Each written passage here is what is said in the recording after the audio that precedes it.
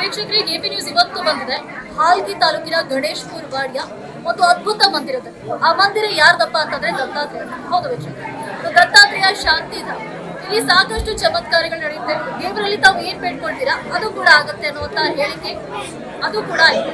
ಇಲ್ಲಿ ಇವತ್ತು ವಿಶ್ವಗುರುಗಳು ಕೂಡ ಇದ್ದಾರೆ. ಗುರುಗಳು ಈ ಒಂದು ಮಂದಿರಕ್ಕೆ ಆಗಮಿಸ್ತಾರೆ. ಇದು ಮಂದಿರ ಯಾವಾಗ ಸ್ಥಾಪನೆ? ಈ ಮಂದಿರ 1ನೇ ಏಪ್ರಿಲ್ 2022 ಸ್ಥಾಪನೆ ಆಯಿತು. ಈ ಮಂದಿರಕ್ಕೆ ಪ್ರಕಾಶ್ ಬಿರದ್ದಾರ್ ಅವರು ಭೂಮಿಯನ್ನು ದಾನವಾಗಿ ನೀಡಿದ್ದಾರೆ.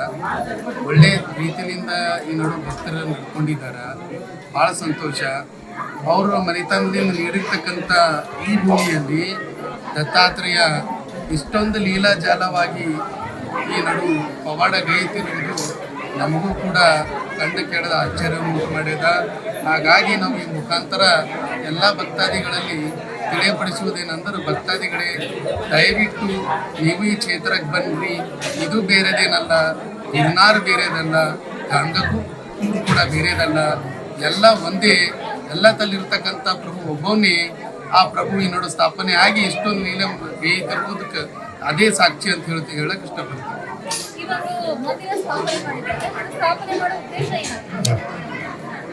ಇದು ಸ್ಥಾಪನೆ ಮಾಡೋ ಉದ್ದೇಶ ಇಷ್ಟೇ, ಭಕ್ತಿ. ಯಾಕಂದ್ರೆ ಈಗಿನ ಸಮಯದಲ್ಲಿ ಕಲಿಯುಗದಲ್ಲಿ ಮನುಷ್ಯ ತನ್ನ ದಿವ್ಯತೆ ಕಳ್ಕೊಳ್ಳೋಕೆ ಒಂದೇ ಒಂದು ಕಾರಣ ಏನಂದ್ರೆ ಭಕ್ತಿಲಿಂದ ಬಿದ್ದೋಗಿದ್ದಾನೆ.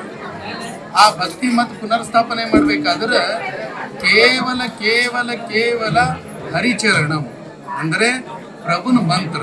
ಆ ಮಂತ್ರದಿಂದ ಮಾತ್ರ ನಾವೇನು ಮಾಡ್ಬೇಕು, ಮತ್ತೆ ಈ ಭಕ್ತಿಯನ್ನು ಪುನರ್ಸ್ಥಾಪನೆ ಮಾಡಬಹುದು.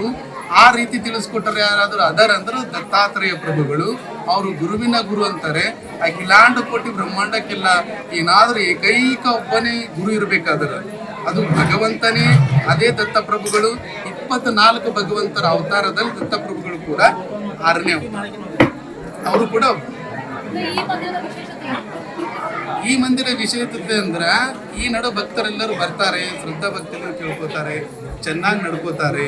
ನಡ್ಕೊಂಡ ಈ ನಡು ನಡ್ಕೊಳ್ಳೋದ್ರಲ್ಲಿಂದ ಬಹಳಷ್ಟು ಜನ ಒಳ್ಳೆಯದನ್ನು ಕಂಡಿದ್ದವರು ಇದ್ದಾರೆ. ಬಹಳ ಸಾಕಷ್ಟು ಜನ ಬಂದಿದ್ದರು.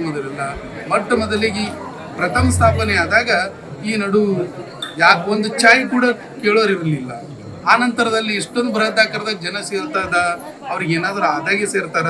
ಹಾಗಾಗಿ ಈ ಅಹವಾಲು ನಾವು ಪ್ರತಿಯೊಂದು ಜನರಲ್ಲಿ ಕೇಳಿದಾಗ ಆ ಜನರು ತಮ್ಗೆ ಆಗಿರ್ತಕ್ಕಂಥ ಘಟನೆಗಳನ್ನು ತಾವೇ ಬಣ್ಣನೆ ಮಾಡಿದಾಗ ಅದು ಇನ್ನೂ ಸ್ವಾದಿಷ್ಟಕರವಾಗಿರ್ತದ ಅಂತ ನಾನು.